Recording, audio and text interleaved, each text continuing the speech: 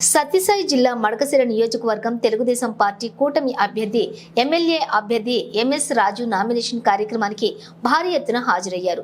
దాదాపుగా 15,000 మంది పైగా జనాలు తెలుగు తమ్ముళ్లు ఈ నామినేషన్ కార్యక్రమంలో పాల్గొన్నారు. కిలోమీటర్ మేర పట్టణమంతా పసుపుమయంగా మారిపోయింది. భారీగా జనం తరలి రావడంతో పట్టణంలోని ట్రాఫిక్ కు అంతరాయం నెలకొంది. నేను నామినేషన్ కార్యక్రమానికి భారీ ఎత్తున ప్రజలు హాజరవడంతో నియోజకవర్గం టీడీపీ శ్రేణుల్లో మరింత ఉత్తేజం నెలకొంది. మహిళలు సైతం ఎండను లెక్క చేయకుండా నామినేషన్ కార్యక్రమంలో ర్యాలీగా పాల్గొనడం విశేషం.